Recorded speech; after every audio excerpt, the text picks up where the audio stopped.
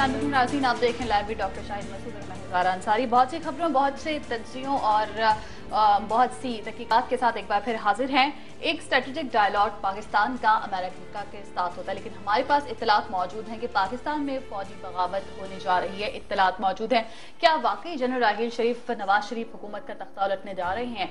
इस पर बात करेंगे। इंतहाई अहम और दिलचस्प बात है आपके लिए भी यकीनन। इसके साथ साथ MQM के पेचीदा मामला किस जगह जा रहे हैं, इस पर बात करेंगे। साथ साथ बात करेंगे कि तालिबान से मुज़ाकरात का जो ऊंट है वो किसी करवट बैठेगा या नहीं। अपडेट्स साथ साथ सामने आ रही हैं, खबरें सामने आ रही हैं। अब से कुछ देर पहले भी हमने देखा कि तालिबान की कमेटी को लेकर भी खबरें सामने आई, उस पर बात करेंगे। प्रोग्राम का बाकायदा आगाज करेंगे। आपकी लाइव कॉल्स और SMS का इंतजार रहेगा। फेसबुक और ट्विटर पर भी अपनी फीडबैक्स हम तक पहुंचा सकते हैं। प्रोग्राम का आगाज करेंगे। डॉक्टर साहब की जाने पड़ेंगे। अस्सलाम वालेकुम। मैं ठीक ठाक। डॉक्टर साहब, इससे पहले की बात करें MQM के पेचीदा मामलात की, उस पर भी बात करेंगे कि वो किस तरफ जा रहे हैं। MQM की आज साबिक़ कमेटी भी मिली है बरतानिया में, उस पर भी बात करेंगे। लेकिन पहले मैं पूछना चाहूंगी कि क्या वाकई फौजी बगावत होने जा रही है? वाशिंगटन में क्या हो रहा है, वहां से खबरें सामने आ रही हैं। देखिए जी, ये वो मैं तो नहीं जानता कि फौजी बगावत होने जा रही है और होनी भी नहीं चाहिए, और सवाल ही पैदा नहीं होता कि कोई भी दुनिया का शख्स इसको वेलकम करे। लेकिन सूरत हाल ये है कि इस तरह की खबरें वाशिंगटन में गर्दिश कर रही हैं। सबसे पहले तो कल वाशिंगटन पोस्ट, जो कि एक इंतहाई मौकर अमरीकी, सबसे ज्यादा ज़ाहिर वाशिंगटन से एक ही अखबार निकलता है बड़ा, और वाशिंगटन पोस्ट। कल वाशिंगटन पोस्ट ने, उनके पॉलिटिकल साइंटिस्ट हैं, और वो पॉलिटिकल साइंटिस्ट जो हैं वो उन्होंने कल वाशिंगटन पोस्ट में एक बात लिखी। उन्होंने स्टडी किया है 2013 तक, 1960 से लेकर 2013 तक दुनिया में जितनी बगावतें हुई हैं, मिलिट्री कूज हुए हैं, उनको उन्होंने स्टडी किया है। और वो स्टडी करने के बाद उन्होंने मुख्तलिफ वजूहात बताई हैं कि किसी मुल्क में बगावत क्यों होती है। मईशत खराब हो जाए, सियासतदान अहल हो जाए, बाहर की फोर्सेज इंटरवीन हो जाए, सिविल वॉर हो जाए, ये हो जाए, वो हो जाए, सारा कुछ कर करा के उन्होंने फिर एक मैपिंग की है, मैथमेटिकल साइंटिफिक मैपिंग करके उन्होंने वाशिंगटन पोस्ट में कल छाप दी है। और उस रिपोर्ट में वो ये कहते हैं कि जिन मुल्कों में इस साल 2014 में फौजी बगावत होने का खतरा है सबसे ज्यादा, उसमें कुछ 40 मुल्क हैं, लेकिन सबसे ज्यादा हाईएस्ट रिस्क है, वो बयान कर रहे हैं पाकिस्तान का। उनमें पाकिस्तान का भी नाम, वो पाकिस्तान का नाम है हाईएस्ट रिस्क में। अफगानिस्तान के रीजन में वो अलग रीजन है, ज़ाहिर है वो सिविल वॉर होती है, जो भी मामला होते हैं, फौज पता नहीं एक फौज है, कितनी फौजी हैं, अफगान आर्मी कहाँ जाती है आगे, तालिबान में से कितने उनमें से तालिबान को चले जाते हैं, क्या होता है अप्रैल के बाद हम कुछ नहीं जानते, अप्रैल से पहले क्या होता है हम कुछ नहीं जानते अफगानिस्तान में। लेकिन पाकिस्तान का नाम उसमें बहुत ऊपर रखा है उन्होंने, सब सहारन कंट्रीज का नाम है, लेकिन वहाँ होती रहती हैं बगावतें।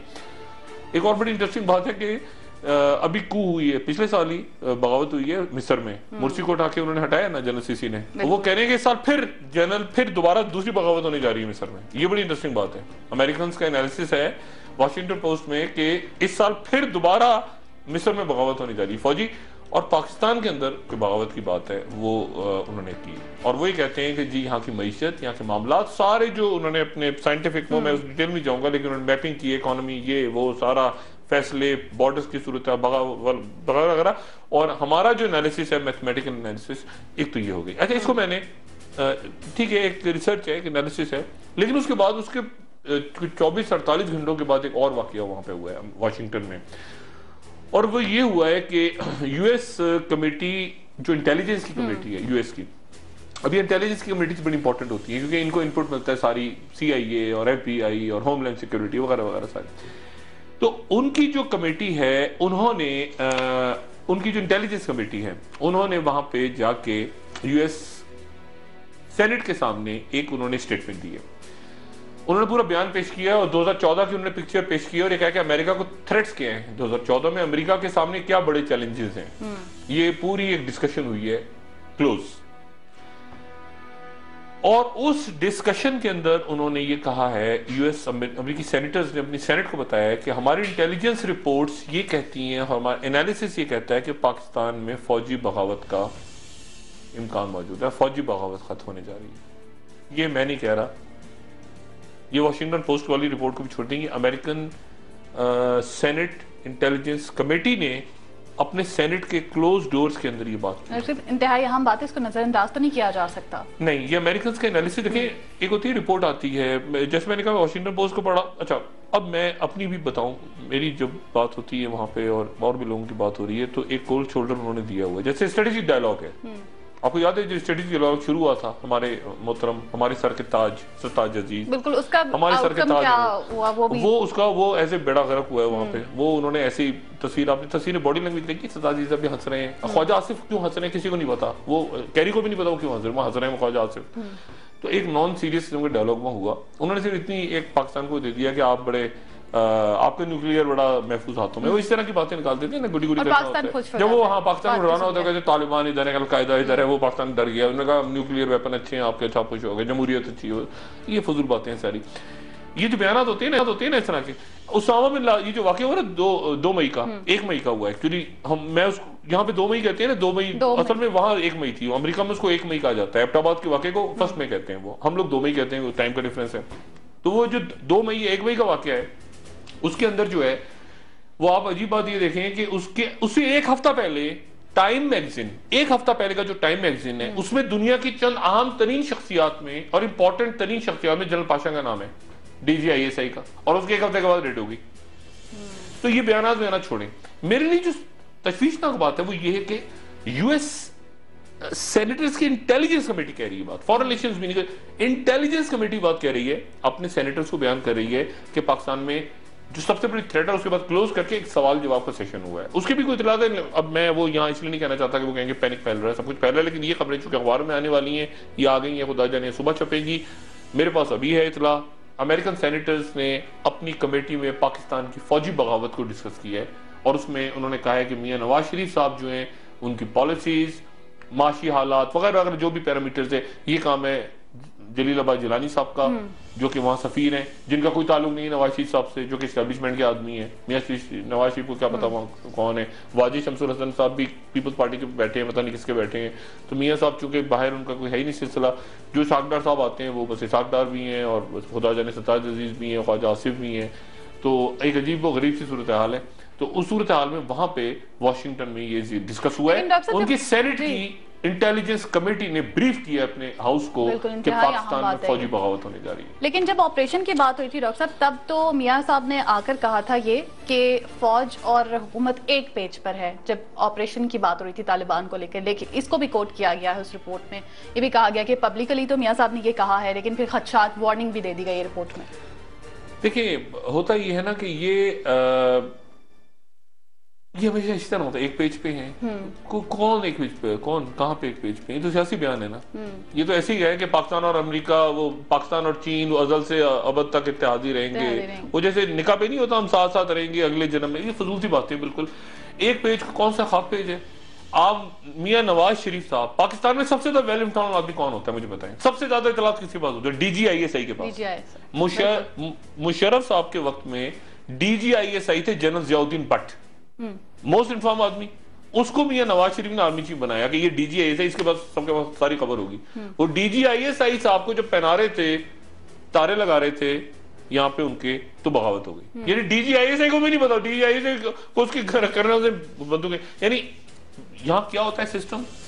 मोहतरमा लेकर आ गए जनरल कल्लू, और उनको कल्लू से पूछा उन्होंने बुला के, अपना शम्स कल्लू साहब से, हमीदुल साहब पूछा कि सब खैर है, उनका सब खैर है, बगावत हो गई, गवर्नमेंट टूट गई। ये इस तरह नहीं होता, अल्लाह ना करे पाकिस्तान में ऐसा हो। लेकिन जने शरीफ साहब भी कम आते हैं टीवी पे, वो अभी तक आए भी नहीं है शायद, उनकी तस्वीरें मैंने एक आध देखी है वो इधर उधर। बिल्कुल, वो एक तो ISPR जनरल बाजवा साहब से मैं एक आध दिन मिलने वाला हूँ, ये पता नहीं जनरल बाजवा साहब भी हमारे ISPR के माशाल्लाह कोई अजीब हो गए, उनकी तस्वीर शायद अफरीदी के साथ आ जाती है, अगले दिन दौरा करते हुए थोड़ा ISPR को भी मेरे ख्याल से एक आध दिन में मिलकर उनको भी तरफ समझाएंगे कि जरा थोड़ा सा वो सही करें मामला।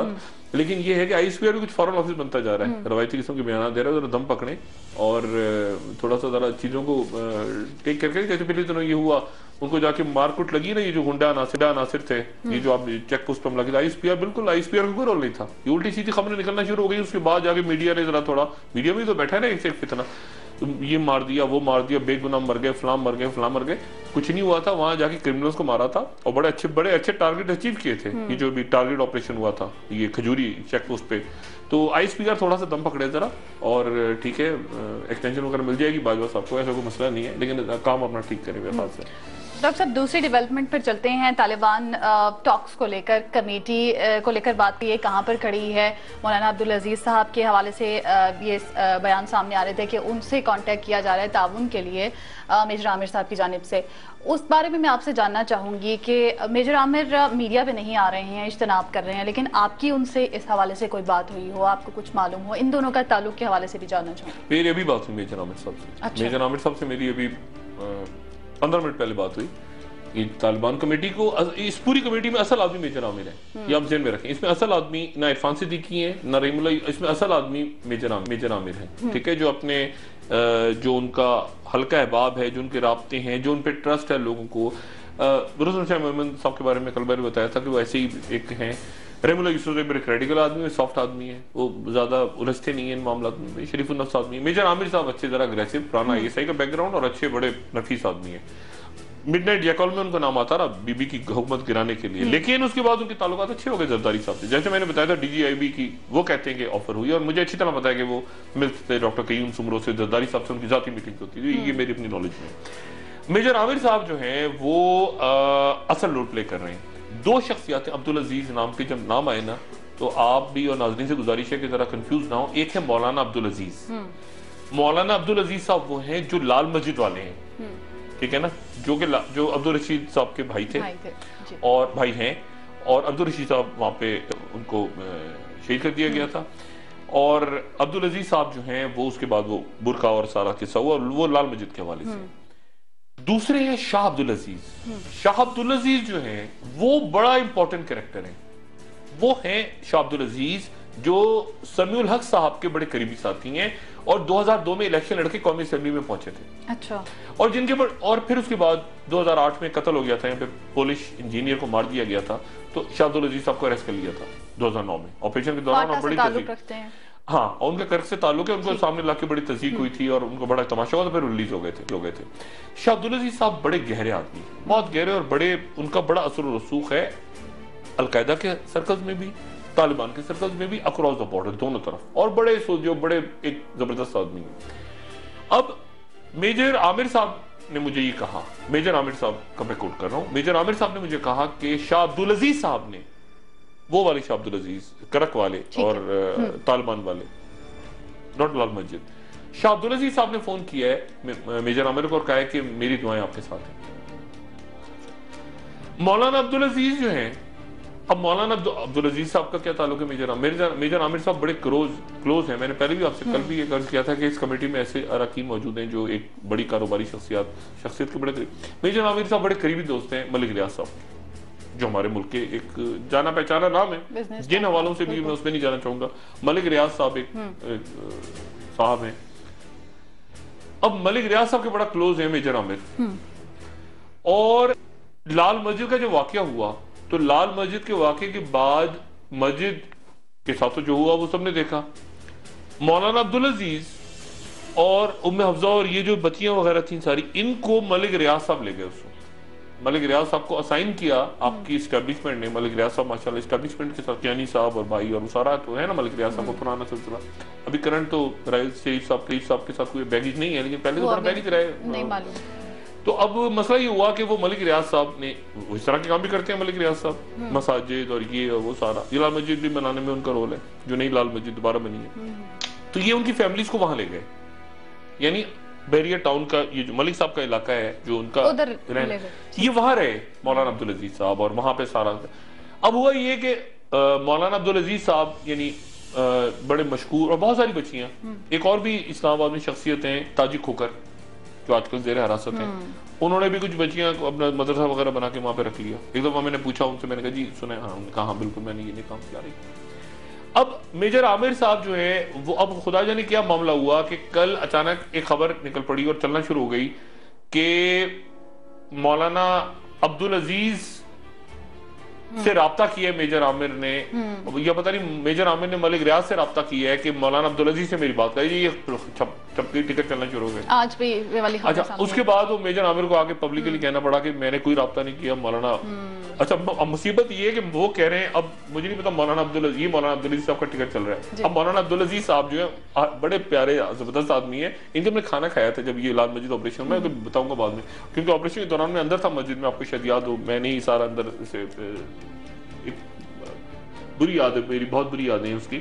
लेकिन बहरहाल अब हुआ ये है कि मौलाना अब्दुल अजीज साहब और मेजर आमिर साहब के दरमियान में कई मलिक रियाज हैं, तो मलिक रियाज साहब ने सारी सेटलमेंट करवाई थी। अब वो मौलाना अब्दुल अजीज साहब ने टीवी पे आके कहना शुरू कर दिया, और आगे जब मेजर आमिर को मजबूरन, हालांकि कल ये मीटिंग में डिसाइड हो गया था कि कोई टीवी पे नहीं आएगा, मेजर आमिर साहब को टीवी पे आना पड़ा। तो इस कमेटी में वो कहते हैं ना, अच्छा आज मैं इंतजार करता रहा सारा दिन के इरफान सिद्दीकी साहब कब जलवा अफरोज होंगे, उन्होंने कहा था मैं रोज ब्रीफ किया करूंगा। अब अंदर इतनी खटपट पड़ी है कि वो मेजर आमिर, अच्छा सीरियसली काम मेजर आमिर कर रहे हैं सिर्फ, मैं आपको फ्रैंक जो मैं आज बता रहा हूँ ना, इसमें सीरियस काम सिर्फ मेजर आमिर कर रहे हैं। बाकियों को टीवी पे आने का शौक है, मेरी तरह टीवी पे आके बैठने का शौक है, ठीक है। इसमें जो सीरियस काम हो रहा है वो मेजर आमिर का हो रहा है, और दो लोगों से उनकी बात हुई जो बड़े संजीदा लोग हैं। एक है शाह अब्दुल अजीज, मौलाना अब्दुल अजीज साहब को साइड करके, मौलाना साहब का भी बड़ा हल्का है क्योंकि जाहिर है लाल मस्जिद की बच्चियां और ये सारे वो, लेकिन शाह अब्दुल अजीज इंपॉर्टेंट है और फजलुर रहमान खलील इंपॉर्टेंट है। और मौलाना अब्दुल अजीज वही करेंगे जो मलिक रियाज कहेंगे उनको। ये मौलाना अब्दुल अजीज साहब जितने, हाँ ये शाह अब्दुल अजीज साहब की तस्वीर आ रही है, ये बड़े इंपॉर्टेंट आदमी है, ठीक है, ये टीवी पे जो आ रही है ये बहुत इंपॉर्टेंट आदमी है, ये असल आदमी है, और ये वो असल आदमी है जिनके थ्रू राब्ता हो रहा है। अच्छा, ठीक है। और ये इनको तालिबान के अंदर और अलकायदा के जो सेक्शंस हैं, जो भी मैटर करते हैं लोग सारे, इंतजार क्या हो रहा है इस वक्त इंतजार हो रहा है मुल्ला मोहम्मद उमर के खत कि मुल्ला मोहम्मद उमर, ये जो बातें चली ना, इमरान खान का नाम दे दिया, फलाने का दे दिया, ये सारे फजूल बातें। मैं आपको एक बात मैंने कल आपसे की थी ना कि लाल के हकीमुल्ला महसूद पे ड्रोन से पहले मामला खराब हो गए थे। हकीमुल्ला महसूद के ऊपर ये जो हमला हुआ था, मिसाइल हमला, इससे पहले एक मुआहदा भी साइन हो गया था, मैं यहां तक बताऊं, एक मुआहदा तक साइन हो चुका था, ठीक है ना। तो ये और मौलाना फजलुर रहमान खलील जो कि सऊदी अरब में हैं, जिनके बारे में मैं कल बताया, ये दो लोग हैं बस, इन दो लोगों को नजर में रखें आप, और बाकी जो जितने नजर बट्टू बैठे हैं। डॉक्टर साहब इस पर मजीद बात करेंगे, इंटरेस्टिंग पॉइंट्स हैं। ब्रेक का वक्त है ना, के बाद एक बार फिर हाजिर होंगे और तालिबान टॉक्स को लेकर जो कमेटी की एमक्यूएम के हवाले से बात, एमक्यूएम के हवाले से भी बात करेंगे कि वो मामला किस हद तक पेचीदा है और वो क्या हो रहा है, क्या सूरत हाल है, आपको बताएंगे इस ब्रेक के बाद। Stay tuned.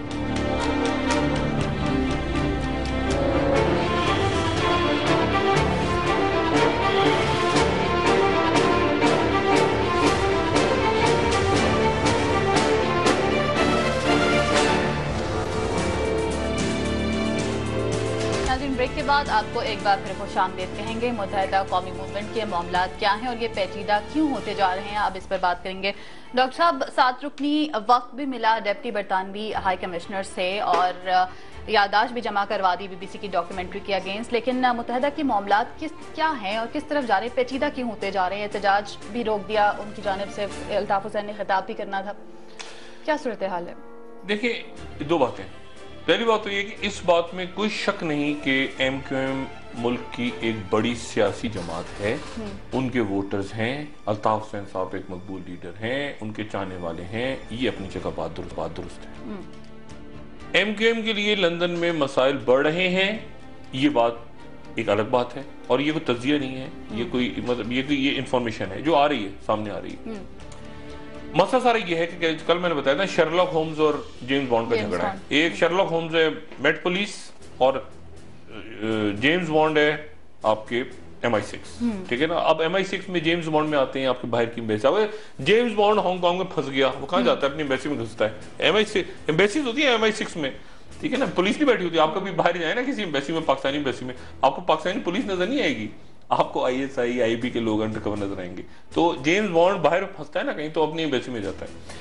अच्छा, अब मसला ये है कि बाहर के हाई कमिश्नर ये वो बेचारे, वो उनका काम होता है एप्लीकेशन वो ले रहे हैं। असल मसला है लंदन का और लंदन मेट्रोपॉलिटन पुलिस का। अच्छा, ये जो जितनी इंफॉर्मेशन हुई है, जो BBC ने डॉक्यूमेंट्री बनाई है, वो BBC को दी गई है स्कॉटलैंड यार्ड की तरफ से, यानी पुलिस की तरफ से, डिटेक्टिव से, और उनको दी है पाकिस्तान के सियासतदारों ने। मैं आपको मुस्तकिल कह रहा हूँ, कह रहे हैं ना सामने लाया जाए। ये प्रोग्राम मैं पाकिस्तान से ही कर रहा हूँ, ये प्रोग्राम मैं कोई अर्जेंटाइन में बैठ के नहीं कर रहा। वो यहीं पर मौजूद हैं, मेरे एमक्यूएम के भाइयों को अच्छी तरह पता होना चाहिए, वो यहीं मौजूद हैं बंदे। वो कहते हैं ना, वो कहाँ ढूंढ रहे हैं, वो इधर ही मौजूद हैं। खालिद शमीम भी इधर ही हैं, वो कामरान भी इधर ही और काशिफ भी इधर ही है और काफी दिनों से हैं और रिकॉर्ड हो चुका है बयान, रिकॉर्डेड बयान आगे उनका हसास अदारे ले चुके हैं, हसास अदारों ने आगे दे भी दिया है बयान। और आप ये देखें, मेरी सिर्फ गुजारिश सुने, इफ्तिखार हुसैन साहब जो कि अल्ताफ हुसैन साहब के भतीजे कहा गया, अभी वसीम अख्तर साहब ने कहा कि उनके दूर के रिश्तेदार हैं जो भी हैं, जिनको वो कह रहे हैं कि उनका दिमागी तवाज़ुन दुरुस्त है, चलें जो भी दुरुस्त नहीं है, लेकिन वो मीटिंग्स में तो बैठते रहे ना साथ, एमक्यूएम की लंदन की मीटिंग्स में। इफ्तिखार हुसैन साहब को कहां से अरेस्ट किया गया था? बाबर गौरी साहब कहां से? वो कनाडा से आ रहे थे लंदन, पाकिस्तान से जाते हुए तो नहीं पकड़ा ना। इसका मतलब है कि ये सर्कल बहुत बड़ा हो चुका है कि मेरी जो बात है उस पर एमक्यूएम के दोस्त नाराज ना हो। मैं उनसे जो बात, वो अक्सर में जर की मूवमेंट होती है ना कि पीछे प्रेशर आता है लंदन का, डिफेंड करो, वो सारे वो वासिफ जलील हो गए, वसीम अख्तर हो गए, हैदराबाद। अच्छा, लंदन वाली बात समझते हैं, क्राइसिस आता है ना, क्राइसिस, वो पैनिक हो जाते हैं, मीडिया ये है, मीडिया वो है, दुनिया पीछे लगी हुई है। वो जगह कि बैठ के पुरसकून अंदाज में मसले को रिजॉल्व करते हैं ना, आप बैठते हैं जंगी हालात हैं, क्या आप किया जाए, ये मसला हो गया, ये मसला हो गया, ये मतलब कैसे करें। एक होता है गुस्से में आ जाए, इसको गालियां उसको गालियां, लटरम पटरम और गंद होती है और गड़बड़ होती है बीच में। अब मसला ये है कि अब एमक्यूएम ने ठीक किया, इस वक्त एमक्यूएम ठीक कर रही है, पिछली दफा ठीक नहीं किया था, वो कराची का जलसा वलसा मार कुटाई वो गलत हुआ, अभी तो एमक्यूएम ठीक कर रही है। प्रॉब्लम ये कि इसमें से कैसे निकला जाए, इसमें से निकलने के लिए कानूनी माहिरीन हो।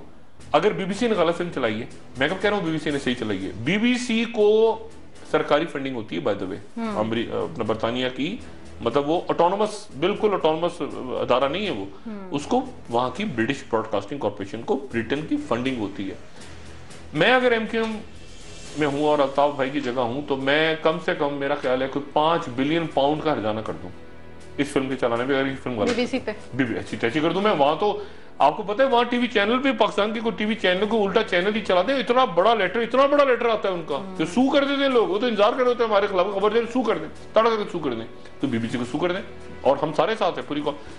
मतलब कोई गड़बड़ है, उस गड़बड़ को अब वो फरूक नसीम बेचारे को ऐसे आ गए, वो फरूक नसीम शरीफ आदमी, यहाँ से सेनेटर, उनको सेनेट बन गया, सेनेटर बनने की नहीं है ना, ऐसे तो नहीं कि गुडी वो बेचारे इधर गया उधर जा, उनको भी पता है फंसे हुए मैं, उन्होंने बरतानवी लोग क्या को भी जवाब दे रहे हैं, वो बेचारे।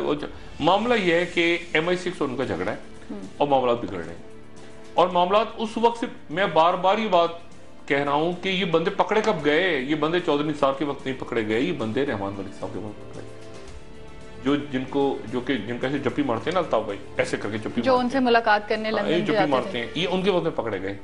ठीक है, और मैं आपको ये भी बता चुका हूं कि एक मामला ऐसा है जो जाती मामला था, जिसमें अल्ताफ भाई ने मदद ली, रहमान मलिक साहब यहाँ से पहुंचे, कानूनी मामला था, जाती कानूनी मामला था लंदन में, उसमें मदद ली, फारूक नाइक साहब को लेके पहुंच गए वो, और मलिक साहब के हाथ में चीज आ गई, मलिक साहब मास्टर है, मलिक साहब ने पहुंचे वो चीज, वो एक और बन गई।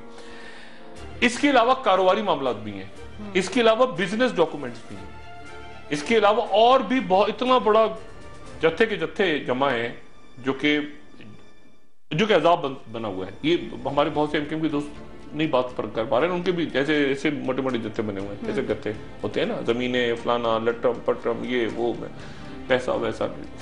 अब मसला ये कि आप जब असाइलम लेती है ना बाहर जाके, उस वक्त आगो जी आया नू आपको बुलाते हैं बाहर के मुल्क, बाहर के एस्टेब्लिशमेंट, आइए तशरीफ लाइए, सबके वारी, ये पकड़ी पासपोर्ट ही पकड़ी, आपको नजर में रखते हैं, आपके वीक पॉइंट्स इकट्ठे करते रहते हैं, आप जो मर्जी करें जाके, गया जी गो, आप कहते हैं कितना प्यारा मुल्क है यार, नोट जहां उनको वक्त आता है ना, वो एकदम से वो झाड़ते हैं नीचे से, दराज खोलते हैं, फाइल निकाल के ये रख लेते हैं, इसने ये किया था, इसने ये किया, ऐसे नहीं, आप कहते हैं ये क्या बात हो गई, तो वो सारा का सारे पलंदे उनके पास है। इसलिए आप इसको कानूनी तौर पे देखें, नंबर 1।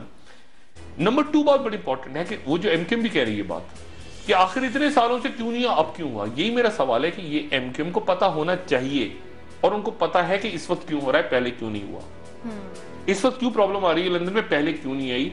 और मैं फिर अपनी बात दोहराना, मैं बार कह चुका हूं, अल्ताफ भाई को चाहिए कि अपनी मौजूदगी में, ये मेरा मशवरा है, मैं समा में भी कह चुका हूं, 6 महीने पहले भी कहा था, अब दोबारा कह रहा हूं कि वो किसी एक को अपनी प्रेजेंस में, अल्ताफ भाई की सेहत ठीक नहीं है जेन्युइनली, और एस्टेब्लिशमेंट्स में, इंटरनेशनल एस्टेब्लिशमेंट्स में इस बात पे कंसर्न है। अब जो मर्जी गाली दें, मुल्क, रियासतें एस्टेब्लिशमेंट्स ही चला रही होती हैं, सारे मुल्क चला रही होती हैं, ठीक है ना, बरतानिया को भी उनकी कोई अपना गॉर्डन ब्राउन नहीं चला रहा, वो तो कह रहे हैं जान को खतरा है, वो तो कहेंगे पॉलिटिकल बयान, जान को तो मेरी भी, सबकी जान को खतरा है ना, मेरी भी जान को खतरा है, ये मुशर्रफ साहब नहीं, मुझे दिल का दौरा पड़ सकता है, मुझे भी पड़ सकता है दौरा, भाई सबकी जान को खतरा है, मैं भी बैठे बैठे कुर्सी गिर जाए मैं मर जाऊं, तो जान को सबके खतरा है। मसला ये है कि वो चाहे, उनको ये चाहिए कि वो जो मैसेज उन तक पहुंच रहा है, ये बाद में वसूख से बताऊं कि अल्ताफ भाई को एक मैसेज पहुंचाया जा रहा है कि ऐसा करें, वो नहीं करते, वो सेकंड एपिसोड आ जाती है, उस नहीं करते, फिर थर्ड आ जाती है, वो मामला बढ़ता जा रहा है, बढ़ता जा रहा है, बढ़ता जा रहा है। इमरान फारूक के चक्कर में कोई गड़बड़ घोटाला था तो ये छापा पड़वा दिया उन्होंने, ठीक है ना, मनी लॉन्ड्रिंग शुरू करवा दी कि बिल्कुल ही फंसा दे, इधर नहीं तो इधर, इधर नहीं तो इधर, इधर वो गुत्तियां बढ़ती चली जाएंगी, उसको वहां से पकड़ लिया, एयरपोर्ट पकड़ लिया, उसने करवा दिया, उसकी टेप आ गई, उसके नाम आ गए, ये चीजें बढ़ती चली जाएंगी, आने वाली दिनों में और बढ़ेंगी, ठीक है। इसलिए अल्ताफ, और बीच में मैं बताऊं, बीच में अब मैं बहुत बड़ी बात करने लगा, मैं बहुत बड़ी बात करने लगा, बीच में अल्ताफ भाई को अच्छा मैसेज भी भेजा गया, इस्टेब्लिशमेंट ने अच्छा मैसेज भी भेजा। अब आपको ये अच्छा मैसेज कैसे भेजा? बिल्कुल ऐसे भेजा कि एक सीट, अब मैं बहुत अजीब सी बात करने लगा हूं, लेकिन एक सीट बाकायदा अल्ताफ भाई को मैसेज पहुंचाया गया कि ये सीट आप नहीं जीत रहे, लेकिन ये सीट भी आपको दी जा रही है। अच्छा। कौमी असेंबली की सीट अंदरूनी सिंध की बाई इलेक्शंस में दी गई, ठीक है। मैं नहीं चाहता एमक्यूएम मेरी तरदीद करे इस बात की, मगर इसको रखें, मेरे पास भी बातें, उनके पास भी बातें, इसको रखें, यहां तक बात गई। इस हद तक इस्टेब्लिशमेंट ने कहा कि ये कोई जो बात वो मैसेज दे रहे हैं उस बात में सौंकने का, एक सीट भी अंदरूनी सिंध के इलेक्शंस में, वो इलेक्शंस फौज की निगरानी में हुए थे, यहां तक मैं कहूँ वो सीट बाई इलेक्शंस की एमक्यूएम ने दी और मैसेज दे दिया लंदन में कि सीट भी आपको दी है। उसके बावजूद लचक नहीं आ रही, वो लचक। अच्छा, अब अल्ताफ भाई को मेरा क्या मशवरा है, और भी बहुत सारे मामला होंगे, मैं बीच में, मुझे नहीं पता क्या मामला होंगे। मुझे इतना पता है एक दो जनरल पाशा जाके मिले थे अल्ताफ भाई के साथ, मुझे इतना पता है, मुझे और भी कुछ चीजें पता होंगी। अब मसला ये है कि वो जो मैसेज दिया जा रहा है ना, इस्टेब्लिशमेंट में हकीकतन इस बात का कंसर्न है कि खुदा ना खास्ता अल्ताफ भाई की तबीयत खराब हो गई, अल्ताफ भाई गुस्से में आ जाते हैं, कभी नाराज हो जाते हैं, अपने कारकुनों पे भी, अपनी राब्ता कमेटी में भी बहुत दफा प्यार भी बहुत करते हैं, वो तो गुस्से में भी आ जाते हैं, तकरीर करते हुए गुस्से में आ जाते हैं, उससे और गड़बड़ हो जाती है, ठीक है। तो एक मैसेज जा रहा है आगे कि खुदा ना खास्ता, जैसे मैंने कहा था ना, बीबी की तो निकल के आ गई ना पटारे में से एक वसीयत, वो पता नहीं क्या थी, बहरहाल अब छोड़ दें, लंबी कहानी है, वो वसीयत निकल के आ गई, उसको इस्टेब्लिशमेंट ने सपोर्ट किया और वो चल पड़ी। इस्टेब्लिशमेंट उसको ना करती, वो ऐसे चीटों मोड़ जाती। अल्ताफ भाई को कहा जा रहा है कि आप एक नंबर 2 अनाउंस कर दें, ये क्या, क्योंकि डर ये लग रहा है कि खुदा ना खास्ता अल्ताफ भाई की तबीयत खराब हो गई, ये कोई बात ऐसी ज्यादा खराब हुई तबीयत, तो ऐसा ना हो कि अंदर स्प्लिंटर ग्रुप्स बन जाए, क्योंकि स्प्लिंटर ग्रुप्स बड़ी पार्टियों की तरह एमक्यूएम में भी मौजूद हैं और अजीबोगरीब, वो किसी को नहीं मानते, ये इसको नहीं मानता, वो उसको नहीं मानता, और सेक्टेरियन तौर पे भी मसला है। ये जो पिछले दिनों मसला हुआ था ना कराची में, झगड़ा हुआ था अंदर हमाद सदीकी साहब वाला, इसमें भी एक सेक्टेरियन एंगल था, मैं डिस्कस नहीं करूंगा। तो सेक्टेरियन ग्रुप्स ना बन जाए। कराची में मौलाना औरंगजेब फारूकी साहब, देखे ना, मौलाना औरंगजेब फारूकी साहब एक कुवत पकड़ रहे हैं कराची के अंदर, कराची में और लोग मौजूद हैं इस वक्त जो कि मजहबी जमातें हैं। कराची में एक ऐसी जगह है जो कि तहरीक इंसाफ ने ले ली है, एक बैठे हुए एएनपी वाले जो इंतजार कर रहे हैं कि उनको इशारा हो, उनको इशारा होगा 2 मिनट में शुरू हो जाएंगे, एएनपी वाले भी, वो भी ऐसी गुडी सारा लिबरल मोहब्बत माजिब पठानी ऐसे ही है सारी। आपको याद नहीं, सरकार पर जाके वक्त क्या हुआ, सुबह उधर कट्टी पाड़ी थी गोलियां, इधर 20 गिरे, उधर 50 गिरे, वो ले रही है, एक कराची में टर्मोइल आ जाएगा, और इस वक्त कोई टर्मोइल नहीं चाहता। इंटरनेशनल एस्टेब्लिशमेंट क्यों नहीं चाहती? क्योंकि एग्जिट कराची से हो रहा है, एग्जिट कराची पोर्ट कासिम से तो नहीं हो रहा ना, कोई आपके गवर्नर से तो नहीं हो रहा, वो सारी यहीं से निकलते हैं। हिसाब किताब कौन बनाता है? महाजिर। लेकिन ट्रक कौन चलाता है? पठान। इंटरनेशनल एस्टेब्लिशमेंट की भी जान निकलती है कि यार पठान महाजिर झगड़ा ना हो जाएगा, ठीक है ना। तो उन्होंने दोनों को ठंडा किया हुआ है, वरना तो खून के प्यासे हैं दूसरे के। असफंदियार वली साहब ट्रक तो वो पठान चलाएगा ना, वहां से कंटेनर चलेगा, और हिसाब किताब कौन बनेगा कराची में? एक सैकी होती है ना, वो एमक्यूएम से ताल्लुक रखने वाले वो लोग, ये ऑफिशियल काम, ये सारा उतर रहे हैं नंबर, और ट्रक रात भर चला के वो चमन क्रॉस करेगा या कोई खबर। तो मसला ये है कि वो मैसेज जा रहा है, ठीक है, कि आप इसको इस तरह से कंटेन करें, और इसीलिए फारूक सत्तार साहब और गवर्नर साहब आ गए हुए, और इस मसले को इस्टेब्लिशमेंट पूरी इन्वॉल्व है। जहां पे गवर्नर से कोई ज्यादा इस्टेब्लिशमेंट की बात आगे पहुंचाने की कोशिश करते हैं, तो वहां एक लंदन में अल्ताफ भाई को कह दिया जाता है ये तो फौज का आदमी है, वो पता चला गवर्नर साहब को ही फड़का देते हैं, हटा दो, और गवर्नर रिजाइन करके गायब हो गए बेचारे। कभी फारूक सत्तार में टोपी आ जाए। ये कराची पाकिस्तान में जो एमके ना बेचारे बड़े अच्छे लोग, बहुत वासे जलील, हैदर अब्बास रिजवी, वसीम अख्तर, ये वो सारे गुड नाइस पीपल लोगों में रहते हैं ना, सारे लोग इनके बड़े अच्छे। मुसीबत ये कि लंदन में कैसे कन्विंस किया जाए, और लंदन में अल्ताफ भाई को कैसे, अल्ताफ भाई के आसपास जो लोग हैं वो भी अच्छे हैं, अनवर भाई हो गए, मुस्तफा भाई हो गए, बाकी लोग हो गए, अनीस भाई हो गए, लेकिन मसला ये है कि वो वहां पर यहाँ का और वहां का जो गैप है ना, वो उसमें गड़बड़ हो जाती है कहीं। तो अब ये है कि वहां पर एक उन्होंने कहा अच्छा चलो यहाँ तो छोड़ो, अब लेकिन यहाँ कुछ कम हुआ, वहां उन्होंने कहा लंदन में कर दो। इस्टेब्लिशमेंट्स ने कहा पहले यहाँ मामला सेट हुआ, वो लंदन ऊपर ही उन्होंने कहा लंदन में ही गया, उस गैप को कम करने की अब देखिए ना यहाँ कराची में पाकिस्तान में कुछ नहीं हुआ, वरना पाकिस्तान में भी तो हो सकता था ना। पाकिस्तान में फड़का देते 5-6 लीडर, पाकिस्तान में एमक्यूएम के अंदर होते जेलों में, पाकिस्तान में तो मजे से घूम रहे हैं, टीवी पे आ रहे हैं, हमारे साथ गपशप लगाते हैं। उन्होंने कहा लंदन में इस्टेब्लिशमेंट का प्रॉब्लम वहां क्रिएट हो रही है, तो लंदन को उन्होंने जरा थोड़ा सा टाइट की है और मेरे ख्याल से ऐसी जगह लेकर आ गए कि जहां अच्छा 4 फिल्में, मैं इससे पहले कि आप वक्फा लें जो भी बात हो, वक्फे का वक्त हो रहा है, कम से कम 3 से 4 फिल्में तैयार हो रही हैं इस वक्त। अच्छा, मुझे आज से 5 महीने पहले नजीम मलिक साहब ने अपने प्रोग्राम में बताया था, तो मैंने कहा था बीबीसी की फिल्म तैयार हो रही है दूसरी, उस वक्त उन्होंने सबने तरजीह की। आज मैं आपको बता रहा हूँ 3 से 4 फिल्में तैयार हो रही हैं और अब अमेरिका के अखबारों में आने वाली है खबर, अच्छा। बरतानिया से निकल के अमेरिका में आने वाली है। मैं कोई डरा नहीं रहा, मैं वो बता रहा हूँ जो मेरी सोर्सेज हैं, ये खबरें और तैयार हो रही हैं, कहानी और आगे चलेगी। जो भी एमक्यूएम को मैसेज, एमक्यूएम को जो मैसेज, अच्छा एमक्यूएम इसलिए कह रही है ना, अल्ताफ, एमक्यूएम को भी कहा गया है कि ये कह दो कि सिर्फ अल्ताफ हुसैन काबिल कबूल है। अब देखे ना क्या वजह है, इसका मतलब ये हुआ कि उनको ये कहा जा रहा है कि किसी को अनाउंस करो, वरना ये कोई नारा हुआ, ये जो -1 चल रही है बात, ये क्यों कह रहे हैं कि -1 कबूल नहीं है, इसका मतलब है वो खुद ही बता रहे हैं कि हमें -1 का मैसेज जा रहा है। अब इस्टेब्लिशमेंट जाने और अल्ताफ भाई जाने, ये मैसेज जा रहा है उन्हें कि आप किसी को अनाउंस करें, वो ही कह रहे हैं कि हमें -1 कबूल नहीं है। मैं तो नहीं कह रहा -1, कोई कह रहा है ना, जो कह रहा है वो उनसे बात करें, उनको मनाए, अल्लाह खैर सल्ला। हमारा काम तो ये कि तजिया करें और कराची हमारा सुकून से रहे। बिल्कुल, और मामला क्यों पेचीदा हुए ये काफी हद तक हमने जाना। नाज़रीन, ब्रेक का वक्त हो रहा है, ब्रेक के बाद कि गवर्नर स्टेट बैंक मुस्ताफी क्यों हुए हैं, मुस्ताफी एमक्यूएम के हवाले से एक बात रहेगी, एमक्यूएम के हवाले से भी बात करेंगे, डॉक्टर साहब बताना चाह रहे हैं, और गवर्नर स्टेट बैंक के हवाले से भी बात करेंगे, आपको बताएंगे कि वजह क्या बनी उनके मुस्ताफी होने की। State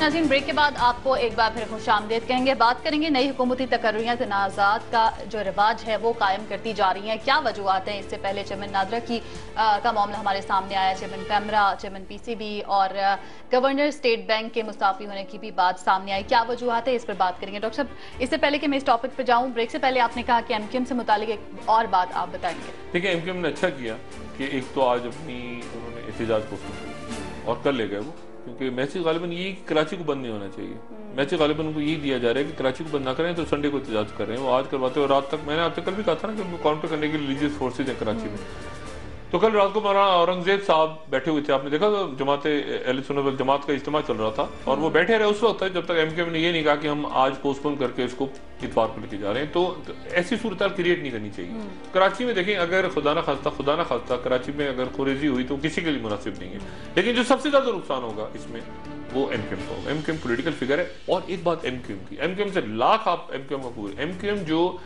across the board religious harmony है ना, वो एमक्यूएम बड़ा अच्छा प्ले करती है, इतना अच्छा और कोई पार्टी प्ले नहीं कर सकती। एमक्यूएम उधर से ईद मिलादुन्नबी भी कर रही है, इज्तिमात भी कर रही है, मुहर्रम पे भी इनके लोग मौजूद हैं, देवबंदी भी मौजूद, मतलब एमक्यूएम का एक वो जो इस वक्त रोल है ना, वो बड़ा इंपॉर्टेंट है। तो इस चक्कर में आके कि खुदा ना खास्ता वो सेक्टेरियन बन जाए, एमक्यूएम ने कोशिश की है बीच में से, ये गलत प्ले कर रहे हैं एमक्यूएम। एमक्यूएम ने अपने सेक्टेरियन कलर देने की भी कोशिश की, जैसे मैंने बताया था पिछले दिनों एमक्यूएम ने सेक्टेरियन कलर देने की कोशिश की, फिर उससे निकले, उससे अच्छा वो निकले एहतराम थानवी साहब के साथ देवबंदी हैं, उनके साथ तस्वीर उतरवाई, बहुत अच्छा किया अल्ताफ भाई ने, सेक्टेरियन झगड़े में ना पड़े, और ये जो अच्छा किया कि इतवार को लेके इजाजत वगैरह करें, ब्रिटिश हाई कमीशन ये वो सारा चलता रहता है। असल मामला कानूनी है। ये मुशर्रफ साहब का केस जैसे सियासी बना के उलझा दिया ना इन्होंने, अहमद कसूरी साहब ने 73 का इन लटर पटर, ये पॉलिटिकल मामला, पॉलिटिकल इसको हैंडल करने, देखें कि क्या मैसेज आ रहा है क्या नहीं आ रहा।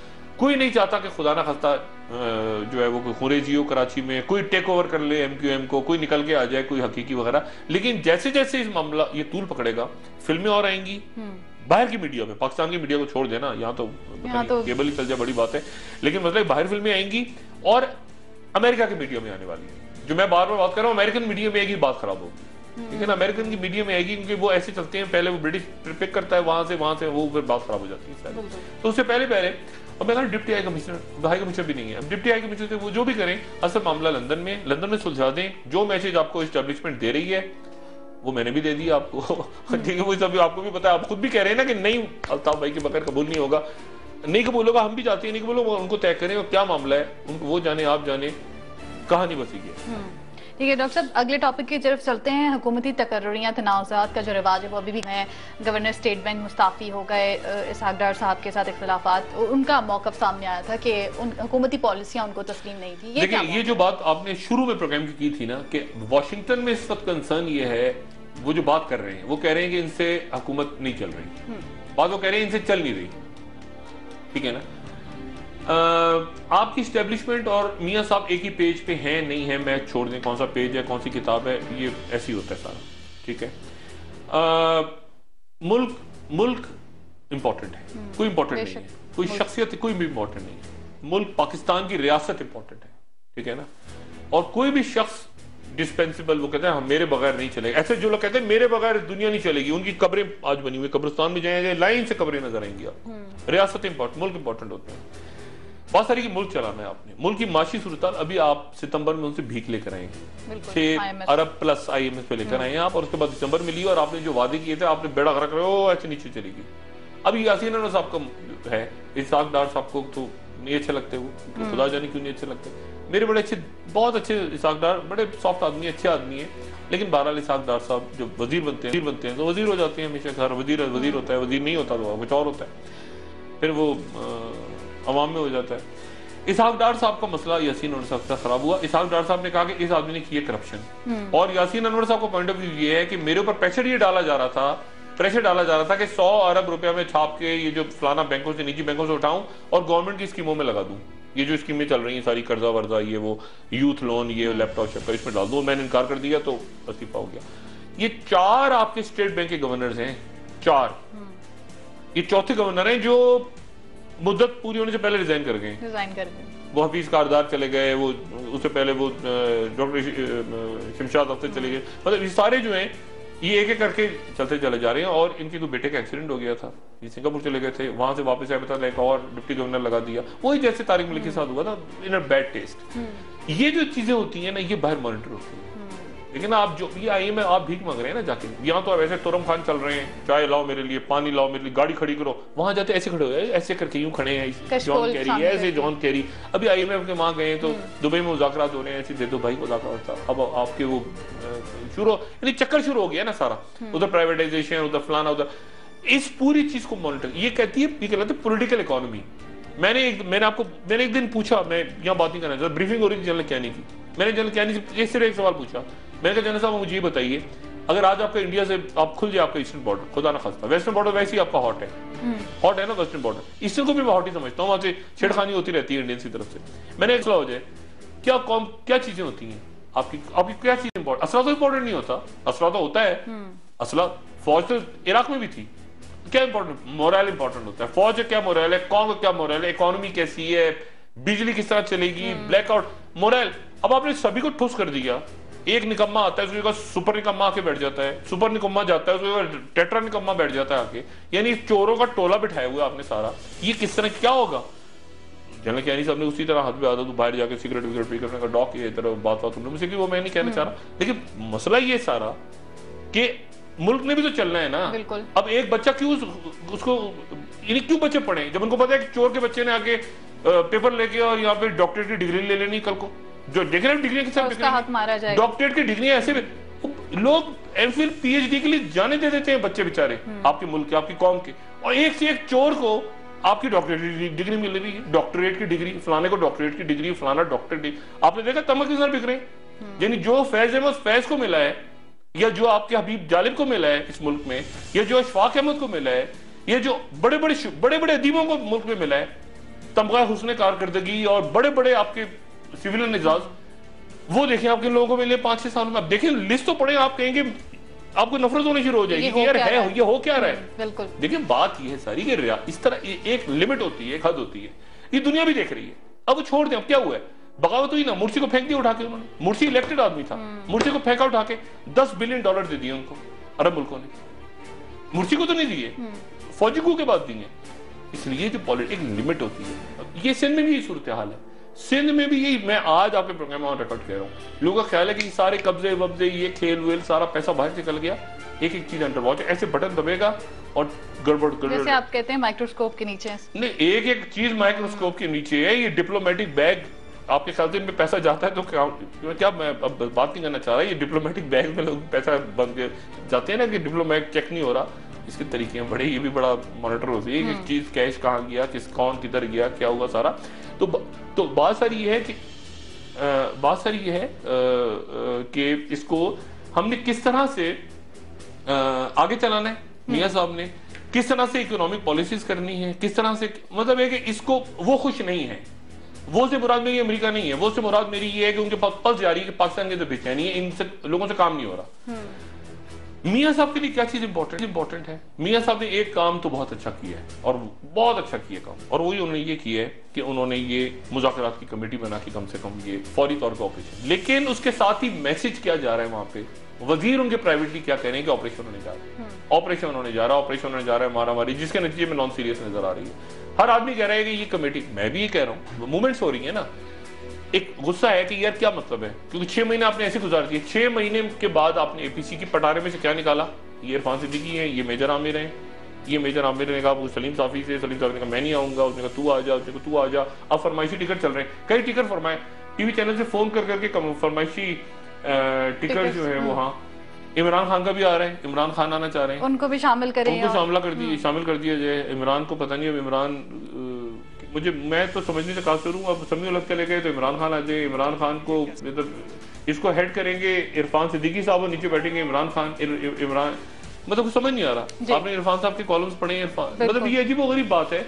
मैं इस ये नहीं, नॉन सीरियसनेस है एक्चुअली, ये नॉन सीरियसनेस है, और ये नॉन सीरियसनेस इसी को देख के जो तालिबान के लोग हैं वो कह रहे हैं कि मामला सारा का सारा ऑपरेशन की तरफ लेके जा रहे हैं। लेकिन उनकी जानिब से भी अभी तक मजलिस शूरा की जानिब से उनकी कमेटी का ऐलान नहीं, उनके पहले नाम तो आ गए थे 3 परसों, जो मैंने कल के प्रोग्राम में बात की थी, मुल्ला फजलुल्लाह जो उनके हैं, उन्होंने फिर बात की दोबारा। लेकिन हुकूमत यहाँ जो कुछ नॉन सीरियसनेस हो रही है ना, देखिए मैंने आपसे फिर कहा कि ये फजलुल्लाह खलील साहब पीछे हट जाएंगे, वो हट गए थे एक लेवल पे पीछे, और शाह अब्दुल लतीफ पीछे हट जाएंगे, वो ये नॉन सीरियसनेस देखेंगे ना। आज ब्रीफिंग होनी थी, आज ब्रीफिंग क्यों नहीं हुई? आज होनी थी ना, इरफान सिद्दीकी साहब को ब्रीफिंग दी नहीं, क्यों नहीं दी? क्या प्रोग्रेस हो रही? वो उन्होंने कहा दिनों में हो जाएगा मामला तय, हफ्तों में, महीनों में नहीं, सालों में, दिनों में। रोज की ब्रीफिंग देना, आज क्या हुआ, कल क्या हुआ, परसों क्या हुआ। आज तो तनाजात खड़े हो गए, अब्दुल अजीज साहब कह रहे हैं कुछ और, सलीम साफी साहब ने कॉलम लिख दिया, मुझे बुलाया गया था, मैं नहीं आया, फलाना, जो एक अजीब प्रोसेस है। और पॉलिटिकल फिगर्स, ये बात मैं पहले कह चुका हूं, अमेरिकन को और बाहरी बात भेज चुकी हैं, बार बार ये बात कह चुकी हैं कि जी हम करवाने को तैयार हैं। मैं आपको मिसाल, एक बड़े पॉलिटिकल लीडर का नाम ही नहीं था तालिबान की तरफ, उनका नाम डाला गया, नाराज ना हो जाए मौलाना फजलुर रहमान साहब, उन्होंने कहा मेरा नाम भी डाल दें, तालिबान की तरफ से नाम आ गया, हालांकि नाम ही नहीं था। डॉक्टर साहब, सोशल मीडिया पे भी ये तालिबान की जानिब से जो कमेटी में नामों का मुतालबा किया गया, वो नाम सामने आ रहे हैं। इमरान खान साहब का नाम तालिबान की तरफ से डालने के लिए कहा जा रहा है, मौलाना समीउल हक साहब का नाम आ रहा है, मुफ्ती किफायतुल्लाह साहब का नाम आ रहा है, प्रोफेसर इब्राहिम का नाम सामने आ रहा है तालिबान की जानिब से, और मौलाना अब्दुल अजीज साहब का नाम भी सामने आ रहा है। तो ये क्या है तालिबान की जानिब से उनकी कमेटी? शाहिदुल्लाह, उनके तो दिल चाहेगा ना शाहिदुल्लाह शाहिद साहब नाम दे दें 15। देखे ना, मतलब है कि आपने कुछ चीज कर, मैं कह रहा हूँ नॉन सीरियसनेस है दोनों तरफ से, इस तरफ से चूंकि है तो उस तरफ से भी है। अब उधर तालिबान की तरफ से नाम आ जाए, उनकी तरफ से नाम आ जाए कि जी आप वीना मलिक का नाम डालें हमारी तरफ से, क्या होगी? देखिए नॉन सीरियस एटीट्यूड है ना, नॉन सीरियस एटीट्यूड हो रहा है ना। इनका नाम डाल दें, उनके वो कह रहे मैं नहीं आना चाह रहा, मेरा नाम इसका डालेंगे तो मेरा बैठेंगे। ओ भाई, उससे पूछा आपने?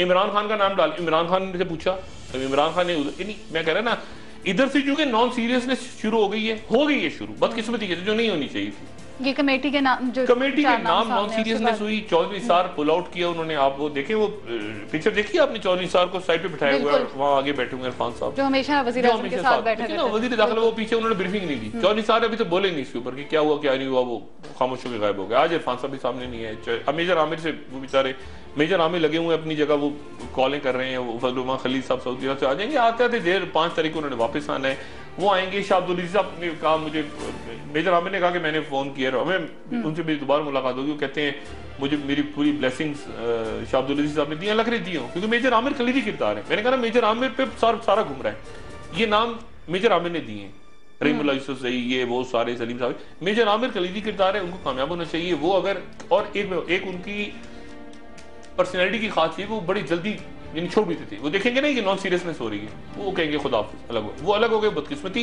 इस प्रोसेस को, पीस प्रोसेस को आगे जाना चाहिए, खास तौर पे उस वक्त तक जब तक बहुत ही चीजें क्लियर ना हो जाए, और खास तौर पे अफगान इलेक्शन। ठीक है, पीस प्रोसेस को आगे और फोर्सेस हैं बीच में बम फटेंगे, अल्लाह ना करे, बीच में धमाके होंगे, सब कुछ होगा, क्यों और फोर्सेस भी है ना बीच में। चर्च पर अटैक किसने किया था, ठीक है ना, और बहुत इंटरनेशनल इस्टेब्लिशमेंट फोर्सेस भी है बीच में, उनसे बच के मुज़ाकरात को आगे बढ़ाएं। ठीक है डॉक्टर साहब, हम भी दुआ गो हैं, बहुत शुक्रिया आपका कि जो भी फैसला हो वो मुल्क और कौम की बेहतरी के लिए हो। नाज़रीन, प्रोग्राम का वक्त खत्म हो रहा है, आपकी फीडबैक का इंतजार रहेगा। मेरी तरफ से आपको खुदा हाफिज। डॉक्टर साहब, आप अपना दोस्तों रिश्तेदारों, गुर्दो नवाज लोगों का सब ख्याल रखिएगा।